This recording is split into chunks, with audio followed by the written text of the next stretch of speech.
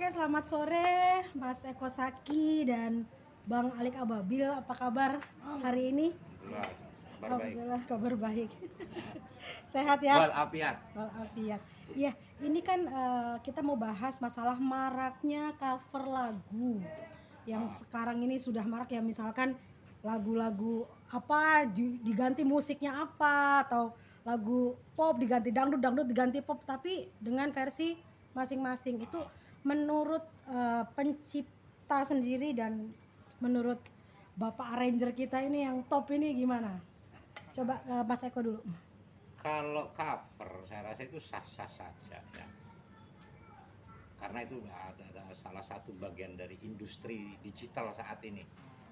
Justru sekarang itu ada anggapan begini, lagu kalau nggak di cover tuh berarti lagu nggak laku. Begitu lagu banyak yang cover itu tandanya tuh lagu jalan, bagus. Cuma ya itu tetap ada aturannya. Yang namanya cover itu harus berizin. Mau dibuat versi apa ya terserah gitu, tapi ya harus tetap izin. Senang-senang aja, kita senang lagu kita di cover. Justru itu salah satu barometer untuk melihat bahwa karya kita ini diterima apa tidak di kalangan masyarakat. Yaitu senang tapi harus berizin. Tapi menurut Mas Eko sendiri terlalu berlebihan nggak sih jika ada seorang pencipta lagu, ada lagunya yang di cover tapi sampai menuntut ke jalur hukum yang heboh Ya, gitu, gimana menurut Mas Eko nih? Ya itu mungkin karena mereka satu tidak mengerti aturan main digital saat ini ya. Sebetulnya itu tidak akan pernah terjadi kalau seandainya kita ngikutin mekanismenya, aturan main digital. Saat ini lagu itu harus masuk ke publishing, harus didaftarkan ke publishing. Dengan demikian, apapun yang terjadi dengan lagu tersebut di aplikasi digital itu udah bukan urusan si pencipta. Dan terkontrol. Iya, terkontrol semua itu, dan itu menjadi urusannya publishing. Biarkan publishing yang mengklaim. Nah, repotnya kalau kita mengklaim secara pribadi, ya repot emang. Ujung-ujungnya sama pengcover tersebut ya paling kontennya di take down. Selesai kan? Artinya kan makanya lagu harus didaftarkan ke publishing. Karena kita untuk mendapatkan hak kita di digital itu harus melalui publishing. Oke, dari segi pandang Bang Alik sendiri sebagai seorang arranger itu seperti apa, Bang? Kan itu di koplo-koplo, di apa ya? Kalau sekarang ini kan ada hak terkait.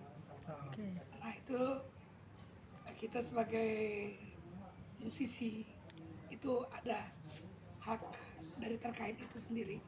Tapi secara undang-undang mungkin persentasenya yang mungkin belum ya. Jadi banyak karya-karya saya yang lama juga itu di cover ulang dan segala macam dengan plug musik yang sama. Ya kita juga nggak dapat apa-apa.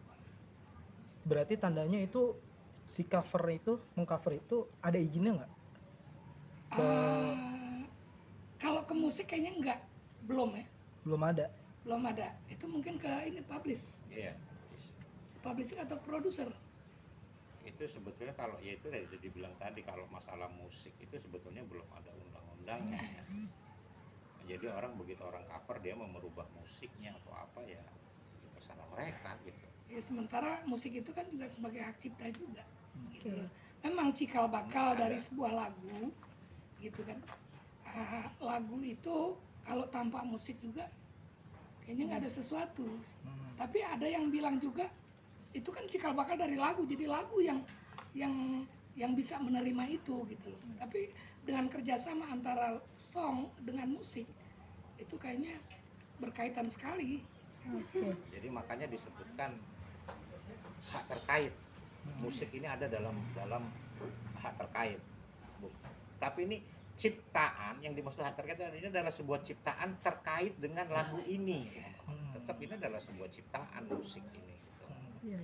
Karena karya seseorang ya, itu memang mahal sekali. Kalau karya. lagu kan jelas nih, syairnya nggak boleh diganti, notnya nggak boleh diganti, karena ini pakem. Gitu. Ini yang repot musik bisa diobrak-abrik sama orang. Dibuat genre ini, genre itu, genre ini. Nah, Itu bagaimana apabila dinyanyikan di panggung-panggung nih seperti dangdut-dangdut panggung kan suka ada tuh hajatan-hajatan apa segala macam, kemudian diambil gambarnya dan disebarkan ke seluruh antero nih.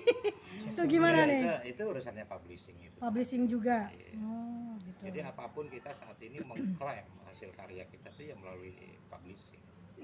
Yang penting gitu, karya kita ini terdaftar di publishing gitu. Yang mudah-mudahan kalau publishing yang memang benar boleh dikatakan ya kan, transparan lah gitu kan. Ya kan macam-macam orang ada yang Oke. seperti itulah gitu kan. Ya insya Allah itu akan terlindungi, tercover dengan baik. Karena Jadi- di era digital ini kita kalau nggak mau masuk publishing agak repot. Gitu ya. Jadi publishing itu berperan sangat penting sebenarnya Sangat untuk berperan di era digital untuk ini. pencipta dan arranger sendiri ya gitu ya. Nah ini terkait masalah yang marak juga cipta lagu ini. Cipta lagu yang apa terjadi tuh? itu kan itu sebenarnya saya tuh mau tanya itu orang-orang yang beli gitu, orang-orang yang beli lagu tersebut gitu kan. Ah, Itu misalkan nih si A beli lagu, oke beli lagu ya udah dikasih tuh lagu itu atau apa namanya tadi itu yang disebut sebagai izin. izin. Nah kemudian bisa di apa namanya nyanyikan misalkan harusnya satu jadi 10 orang nih, 10 penyanyi dengan genre yang beda-beda gitu, lagu yang di ska apa di apa gitu. Itu gimana Mas Eko, menurut Mas Eko? Maksudnya dari sisi mananya? Dari segi nih, Mas Eko menjual lagu, kemudian lagu yang dibeli sama si A ini itu bisa dinyanyikan atau diberikan kepada 10 penyanyi atau 5 penyanyi gitu, nggak satu atau itu gimana Mas Itu Eko? nggak bisa. Oke. Biasanya dalam perjanjian pun disebutkan di kwitansi atau di perjanjian biasa disebutkan bahwa untuk pembayaran izin pakai lagu apa jatuh bangun umpamanya selalu kita tambahkan 1 kali pakai. Oh, oke. 1 kali pakai artinya ya 1 penyanyi 1 konten. Begitu diganti penyanyi lain itu yang dikatakan cover version. Dan itu harus berizin juga. Jadi nggak bisa kita beli lagu lalu dibawain penyanyi banyak yang 1 kali bayar 1 kali Betul, seperti nggak itu. bisa. Nggak bisa ya. Mungkin yang dimaksud tadi menjual karyanya kali ya. Iya, pandangannya. Pandangannya gitu. Jadi Hak ciptanya. iya Iya, hak betul, ciptanya. hak ciptanya. Oh. Jadi ya itu yang sangat memalukan. Saya sangat marah sekali dengan kejadian memang banyak sekali ini ya. Ada pencipta lagu yang menjual ciptaannya. Jadi umpamanya siapa beli lagu saya lalu nama ciptaannya diganti. Oh itu beda lagi ya dengan yang tadi saya maksud. Oke. Iya, makanya sebetulnya dalam transaksi tidak ada ceritanya lagu dijual tuh nggak ada. Ini narasinya salah. Saya beli lagu si Anu, saya jual lagu itu narasinya salah. Yang betul adalah izin pakai. Saya beri Anda 10 juta untuk izin pakai lagu Anda yang ini. Gitu. Jadi kalau izin pakai itu yang benar, bukan jual. Kalau dijual bisa diganti nama si pencipta. Kalau jual berarti nama si pencipta diganti. Itu kan jual tuh. Ya baru dijual ya sudah dijual. Yang Bagaimana yang strip? Nama yang asli menciptakan dengan yang beli kan suka ada juga gimana? ada aja itu ya itu sah-sah saja kalau itu sih. Artinya tinggal kesepakatan dengan si pencipta lagunya. Yang kadang-kadang yang bikin saya kesel, bikin saya marah itu ya menjual hak ciptanya diganti orang lain. Ini buat saya apa? Perbuatan yang nggak punya moral nih ya. Etika di sini. Kalau dulu kan gini, saya buat master, Oke. terus saya join dengan salah satu perusahaan. Nah kebetulan lagu tersebut hit, gitu kan. Nah begitu hit, itu ada nilai penawaran. Penawarannya gini, kan ini lagu gue yang promosiin, lu jangan jual ke yang lain dong, produser yang lain. Pokoknya gue kontrak ini selama 2 tahun dengan harga sekian, mau nggak? Nah itu baru benar. Jadi dikontrak dengan jangka semuanya 100 juta gue pakai 2 tahun. Nah itu 100 juta pun tergantung kita sebagai pencipta Mau mau nggak? apa enggak. Itu negosiasi. Negosiasi. Oke. Tapi si pencipta kan tidak kehilangan haknya Nah, itu. begitu. Dengan nama dengan pencipta pencipta aslinya. Nah, kalau dilepas dijual, Hilang. berarti si penulis lagu sudah tidak punya hak atas lagu tersebut. Iya. Begitupun dengan penerimaan royalti ya. Gak ada, Nggak ada. sudah kan penciptanya udah bukan dia. Bukan dia. Oke. Makanya saya bilang ini kan masalah moral. Jujur kita seniman yang betul-betul seniman kayak kita ini. Sebenarnya rugi juga ya kalau Iya. dipikir-pikir. Ya himbauan saya sih sebetulnya itu, seburuk apapun karya cipta itu jangan pernah dijual gitu loh. Karena itu kamu akan merasakan hasilnya next di kemudian hari, 5, 10 atau 20 tahun ke Ke depan. depan siapa tahu lagu itu booming. Kan nggak tahu namanya rezeki. Contoh lagu saya Selimut Biru, saya bikin tahun 96 atau tahun berapa itu. Meledaknya kemarin, Iya. hampir 2020-an. 2018 lah mungkin meledak lagi. Setelah 20 tahun lagu tersebut booming. Itu kan rezeki kita Iya, nggak tahu. nggak tahu. Karena lagu tuh misteri ya. Istri. Lagu tuh misteri. Terus himbauan dari Mas Eko, terus Bang siapa tadi maaf, Bang Alik sendiri, gimana sih baiknya? Terus jalan tengahnya apa sih supaya tidak terjadi seperti ini? Kan pasti kan berdampak kepada kawan-kawan lain yang memang menciptakan dengan susah payah, dengan nilai, ibaratkan nilai jual kan, kalau itu kan tidak ada nilainya ya. Iya. Sebuah karya itu sangat amat mahal, saking mahalnya nggak ada nilainya tuh kan. Makanya yang Maksudnya, saya bilang tadi, itu gimana tuh jalan tengahnya, enaknya di gimana? jalan tengahnya pokoknya seburuk apapun menurut kamu lagu itu tidak bagus mungkin ya, tapi haknya itu, hak eksklusifnya jangan sampai dijual. Hak ciptanya, Hak ciptanya. hak ciptanya jangan sampai dijual karena 5, 10 atau 20 tahun ke depan itu akan menjadi sesuatu kita nggak tahu kan gitu. Jadi jangan karena perut gitu, itu semuanya Dikorbankan. dikorbankan, nggak bagus. Seorang seniman tidak akan pernah menjual atau menggadaikan karyanya.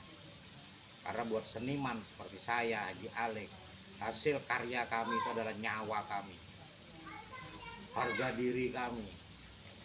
Jadi kalau ada oknum-oknum yang menjual hak ciptanya, itu Anda tidak punya harga diri, Anda tidak punya moral, Anda menjadi penipu yang menjual atau yang membeli hak cipta tersebut, terutama yang membeli. Bohong seumur hidup ya. Anda membohongi diri Anda sebagai seorang penulis lagu, dan Anda membohongi publik, dan itu menjadi pertanggungjawaban seumur hidup sampai akhirat. Nah, untuk pencipta atau arranger sendiri tuh ada paguyubannya nggak sih? Sekarang ini organisasinya ada organisasinya ya. ada Papri, ada PAMI gitu. Kalau Makanya dihimbau gitu ya. Saya gimana? menghimbau para seniman yang Oke. betul, Anda betul-betul seniman, jangan pernah menjual ciptaan Anda, hasil karya Anda. Itu kalau saya bilang maaf aja, ini seperti melacurkan diri, mengotori dunia seni. Kalau dengan jawaban yang sangat simpel, oh kita lagi butuh duit, emangnya ente doang butuh duit? Sama nih juga butuh duit, tapi tidak harus menjual harga diri kita sebagai seorang seniman. Saya sedih, terpukul dengar hal, jadi dianggapnya remeh pencipta lagu tuh. Rendah banget, murah banget hasil karya itu. Kasih 2-3 juta gue ambil ciptaan lagunya selesai. Marah saya dengan hal seperti itu. 30 tahun lebih saya jadi seniman. Dari muda sampai saya jadi kakek-kakek, bercucuk banyak, gak pernah cerita terbersit dalam otak saya menjual karya saya. Sebagai seniman, jadilah seniman yang punya martabat. Bener nggak saya bilang, bahwa Anda membohongi diri sendiri dan membohongi publik? Nah, ketika publik bertanya tentang saya mau minta lagu dong sama itu yang beli semuanya kan, akhirnya dia nggak bisa berbuat apa-apa, dia kan mengotori apa sih. Jadi ya namanya dijual dengan Pernah dulu ada sebuah kejadian di Glodok pada tahun 90-an kalau tidak salah. Ada seorang pencipta lagu yang menjual hak ciptanya terhadap salah satu seorang produser. Dan itu diketahui oleh semua pencipta lagu. Kebetulan saat itu Glodok itu base campnya pencipta lagu ya. Tempat nongkrongnya semua pencipta lagu. Begitu tahu si oknum ini menjual hasil karyanya ke seorang produser, begitu dia datang menghampiri kita tahu apa yang terjadi. Diusir oknum tersebut. Jangan kumpul dengan kami. Kamu sudah melacurkan karyamu. Dan itu buat pelajaran buat saya. Sejak kejadian itu. Berarti kejadian ini sebenarnya sudah lama ya sebelum. Sudah lama. Apalagi mungkin di era digital seperti ini ya. Kan yang mudah, kan sekarang tuh kan mudah tuh orang menyanyi, siapapun yang punya uang bisa beli, bisa nyanyi, dimasukkan ke mana, mohon maaf, YouTube gitu kan bisa semudah itu kan. Kalau dulu kan susah, harus audisi dulu, harus dites dulu gitu kan, harus baris dulu hitungannya gitu kan, supaya bisa masuk tuh gimana caranya, cocok apa tidak nih lagu dengan si penyanyi. Kalau sekarang amburadul begitu. Nah, apakah ini juga salah satu penyebab terjadinya hal yang seperti itu, Mas Eko atau Bang Ali? Sih buat saya. Tetap kepada diri sendiri juga. Balik pada pribadinya sendiri. Gitu ya. Punya moral tidak? Seorang seniman bukan. Saya bilang seorang seniman tidak akan pernah menjual harga dirinya. Bersyukur loh penulis lagu. Saya tanya, nyanyi ada sekolahannya. Main musik ada sekolahannya. Sekarang saya tanya, sekolahan pencipta lagu di mana? Artinya kita adalah orang-orang yang diberi kelebihan sama Allah. Itu patut kita hargai. Artinya hasil dari karya kita itu mahal. Sebelum orang lain menghargai karya kita, kita sendiri yang menghargai dulu hasil karya kita. Nah, kalau kita sudah merendahkan hasil karya kita sendiri, jangan harap Anda akan jadi seniman yang sukses. Musik buat saya. Tapi sah-sah aja nggak sih kalau untuk jual beli kayak gitu, Pak? Sah-sah saja, itu kayak saya bilang tadi, kembali ke moral. Moral. Anda seniman benar apa bukan? Seorang seniman sejati tidak akan pernah menjual hasil karyanya. Dan tidak ternilai, hasil sebuah karya itu tidak ternilai dengan uang. Dan sangat memilukan lagi di sini kalau hanya dibayar 2-3 juta, lalu kita harus tanggalkan hak kita sebagai pencipta lagu. Miris banget, murahan banget gitu. Ya saya himbau ya, kalau bisa semua para seniman, ayo kita bangga dengan hasil karya kita, karena kita termasuk manusia-manusia langka yang diberikan kelebihan sama Allah. Hasil karya kita harus kita hargai sendiri sebelum orang lain menghargai karya Anda. Oke, terima kasih Mas Eko Saki dan Bang Alik Ababil, sehat selalu. Mudah-mudahan banyak teman-teman pencipta dan arranger yang mendengarkan ini dan bisa satu jalan dan satu pemikiran supaya musik dangdut atau karya cipta kita tuh diterima. Amin, amin. Ya. Oke, makasih. Assalamualaikum.